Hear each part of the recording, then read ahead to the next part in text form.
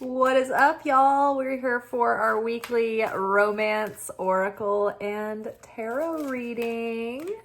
Just taking a look into our love lives to see what kind of intentions we should be having and where we should put our focus in our healing and development and awakening.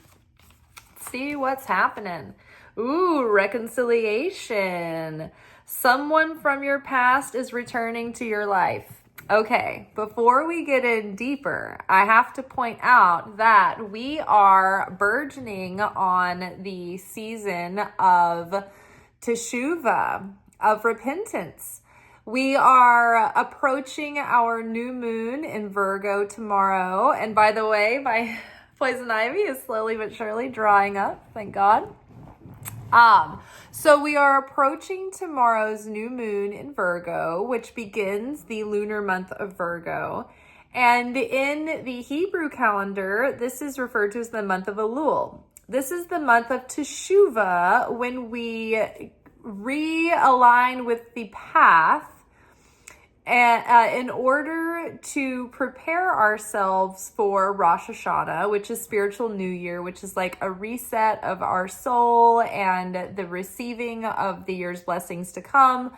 But the year's kind of blessings to come kind of depend on the vessel that we've built that can contain, sustain, and channel the light through, right? Like, how much work have we done on ourselves to be able to follow through on our dreams, make good habits for ourselves, take care of our physical well-being and our spiritual well-being and our mental and intellectual well-being and our conscious well-being. Like, all that effort, it doesn't just come if we sit passively and wait for the transformation to happen.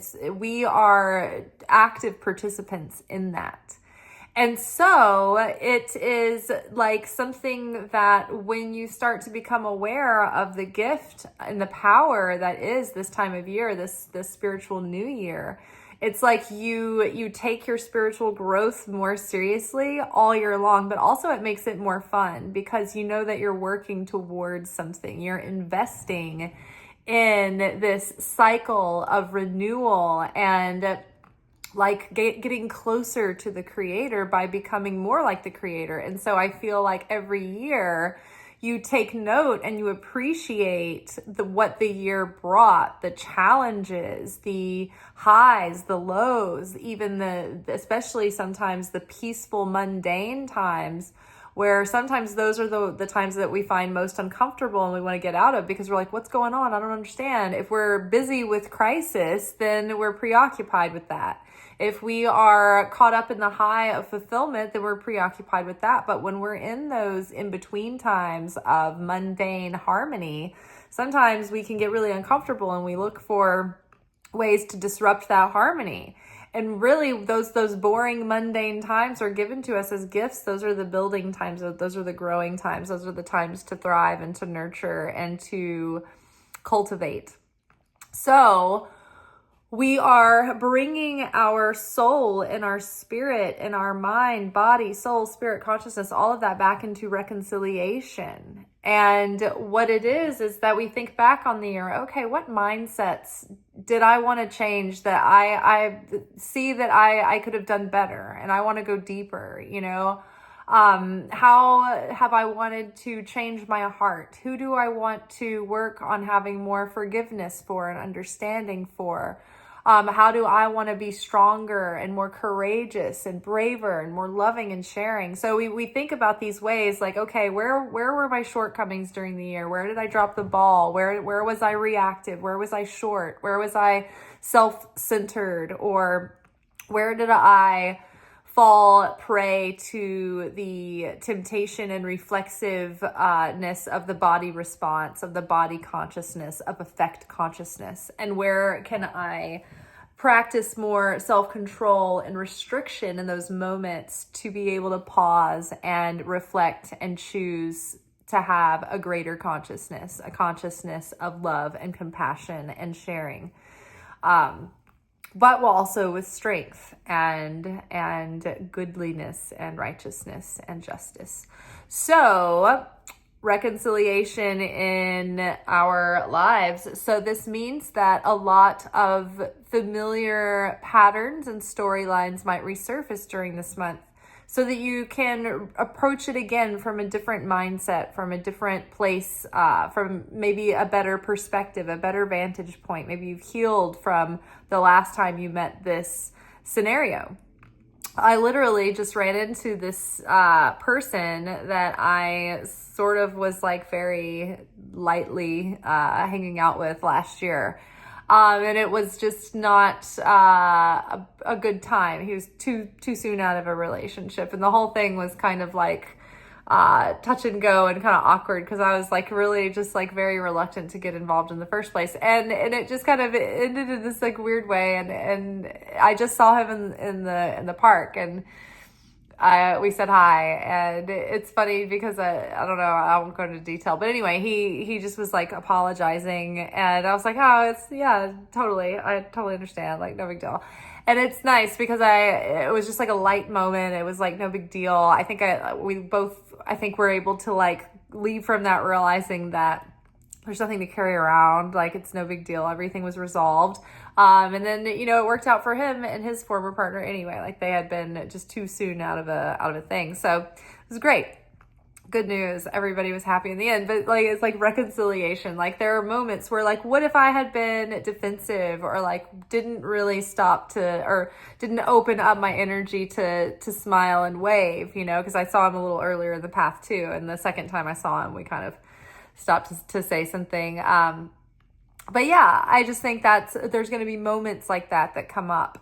Possibly, things that come up that trigger you in ways that you're like, oh, I thought I dealt with this. And, it's the universe is testing you with familiar pain and maybe things that you're tired of dealing with, so that you think, oh, I'm out of the woods. And then all of a sudden it resurfaces, and the secret or the ask is, can you find radical acceptance and just not crash out over it, not melt down, not react, not let this take away from your inner peace or your fulfillment, but to consider this as in some way, like a way to reveal even more light and become even closer to the Creator through this moment. So reconciling things with people outside of ourselves, with others, but also reconciling things within ourselves, and reconciling the maybe conflicting or warring parts within ourselves, in order that if we're like riddled with inner conflict, then we can't reconcile our outer conflicts, right? But when we can find inner conflict and inner harmony, the things in our outer circumstances start to harmonize as well, or we have opportunities for them to. Okay, let's see. Forgiving and learning. Oh my gosh. See, this was the theme of what I was thinking about on the path today too, because I was just praying that God would help me have to feel differently about my father, and to help me heal and reconcile that relationship. And, even though we have disagreements and we live in a world that talks about boundaries and, making us, standing in your truth. And even Jesus says, I come as a sword, and in certain households, 2 against 5 and 5 against 2, and that's kind of how it is. But I'm going to do my part to be the compassionate, loving vessel, even though I'm not feeling it yet. I'm trying to fake it until I make it. And I've got a few months to work on that before Hanukkah. But I was just thinking about the forgiving and learning card today, and I literally thought about it in my mind. And, all of our interrelational dynamics are set up that way to set us up for opportunities to correct our soul's tikkun, which is basically our soul's layout and workbook for each life after life after life. And it's about correcting the soul's negativity and shortcomings, and making it more into the image of the Christ, more into the image of the Creator. And so we bring these opposing forces within ourselves into harmony, and we bring our vices into state of virtue, and we come to a temperate state of balance and an inner union with God. But it doesn't come without forgiving and learning. As you release and heal the past, you experience more love in your present moments. So again, Teshuvah is all about forgiving and learning from your past, appreciating the experiences that you have and what they taught you and how they've shaped you, can act as a salve or a supplement in helping you forgive and learn and become stronger and even more resilient, right? But this is all about Teshuvah as well, because Teshuvah is about repentance. It's about making things right. It's about atoning for where you feel, where you've gone wrong, and where God is, ask God, what do you see that I need to atone for that I can't see? Religious factors. Oh my goodness. Your love life is influenced by your religious upbringing and spiritual path. So that's never been more true than now. I mean, especially in the United States, I think that the one thing that is most prominent on my mind when I'm looking at men and taking them in and taking in their energy is, what are your beliefs, and what are your, how intertwined are those beliefs into your politics, and what are those beliefs, and what kind of moral fiber do you have? Are you a spiritual person, or are you a religious extremist? Right? These are concerns. And I think too that, in earlier times in my life, I was more open to entertaining relationships with people who weren't spiritual, who didn't have faith. And that went fine for a while, but there was this divide when it came to being able to trust in our inner guidance and make decisions that may not always be logical. And I think that faith is something that I require, and I'm not sure if it can be an interfaith relationship for me. I think I'm pretty open to it, but I have never tried to date someone else who had very strong beliefs in their religion and it was different from mine. I always just have dated people who either had a similar religious background to me, or they didn't really have a connection with one at all. So there have been people who I've dated who were a Buddhist or Jewish, but they weren't they weren't religious or spiritual. They were just that by the way that they were brought up at home or whatever. So I don't know. I think that for me, the core value that I'm looking for in a partner is their connection with the Creator and their connection to God and their faith and that practice and that relationship on a daily basis. I think that it changes the way that you grow together and the way that you meet life and the way that you handle and perceive life's ups and downs and the way that you can meet those together and stick it out, All right, this could be the one. Ooh, here we have this card again. You've already met the romantic partner that you seek. So, I mean, who knows? Maybe there's already someone in your vicinity. I did see this cute dude in the park today that I've been seeing on his bike for several weeks. And so I was like, oh, I got a little bit closer look today. That was fun. So, it could be somebody like that. It could be somebody in your neighborhood or your community that you cross paths with that you just don't know yet, right? Maybe this is someone that you know, but you have never seen them in this context before. Maybe this is someone we know from a past life. But I think I had this dream last night. I won't go into the detail, but it made me, the underlying theme was you don't feel prepared, but you're prepared. So it's we're ready, and then in the spiritual realm, it's we've already met this person, and then now it's just about them physically presenting in our lives. It's I'm already one with my perfect match, my future, husband. It's just a matter of time and space colliding eventually, right? So consider that, and I think that'll make you even more magnetic, because you're already like complete and whole, and it's like the pressure's off. Like, you really can't screw this up. When this meet cute happens, it's like it'll keep coming around, right? The one that's meant to be, there is going to be kind of, the universe is going to make sure that you cross paths.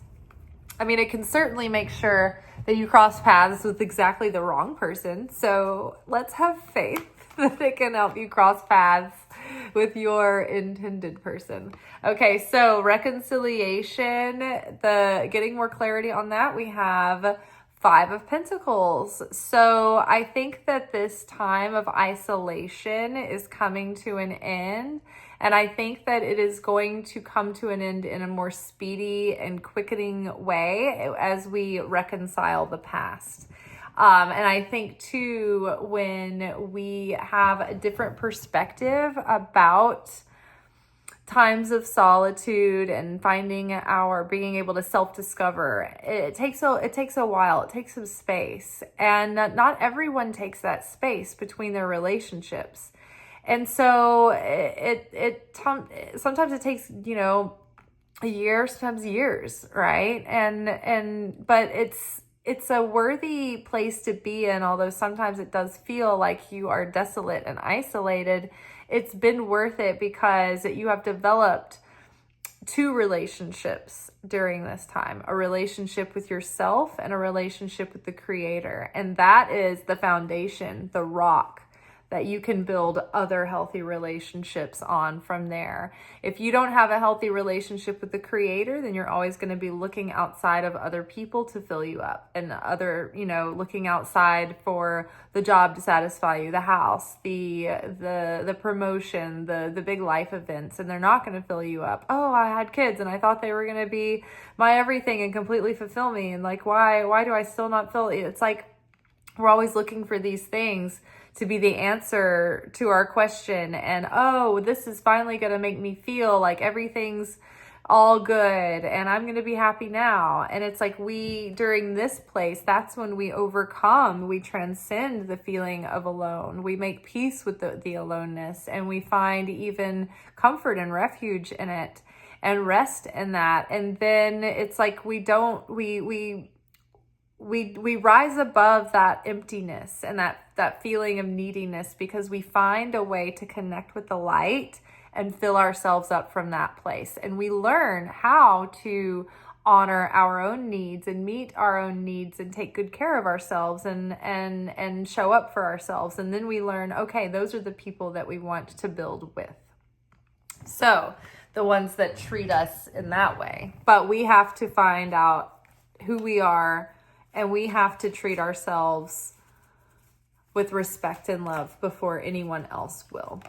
Okay, forgiving and learning is going to help us move more quickly through this period of isolation. So when we can reconcile the past, I love that. This is going to move us out of the solitude, closer to that person who is coming close by around the corner.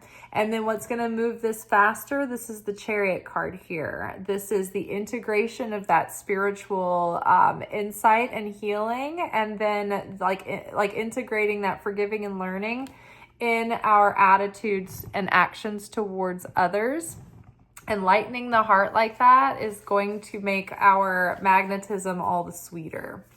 Okay, religious factors. What is here? Oh, detach. So this is the Justice card. It talks about how we can appreciate people's differences and what they bring to the table and different perspectives, and really seeing someone for who they truly are, not who we want them to be or who they could be, but like really appreciating them as their own individual.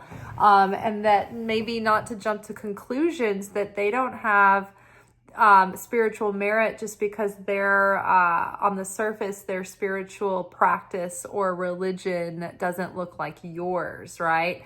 Maybe they aren't religious, but maybe they're actually a very spiritual person and they don't even realize like how it might come more naturally to them. And so they might be a great teacher for you, even though they're not like, like the bookworm student, teacher's pet, like maybe we are, right? So just because like I, tell myself like I want to meet someone who's into like all the Kabbalah classes and stuff with me and doing things with the center. But if I found someone who was deeply accepting and spiritually generous and kind and things on their own, I think that would be something that if they had faith and they had their own thing and they were tolerant of me and mine, it wouldn't be like a deal breaker, I don't think. I don't know. It's just like you've got to take it cross that bridge when you come to it. But I don't think you should count anybody out too quickly because they might surprise you in the end. All right. This could be the one. Well, let's see. Oh my gosh. Dreams come true, you guys. Like, seriously? Oh my God. Y'all are gonna freak out. You see the other cards that landed in my lap. Oh my God. Let's just do this real quick. Okay.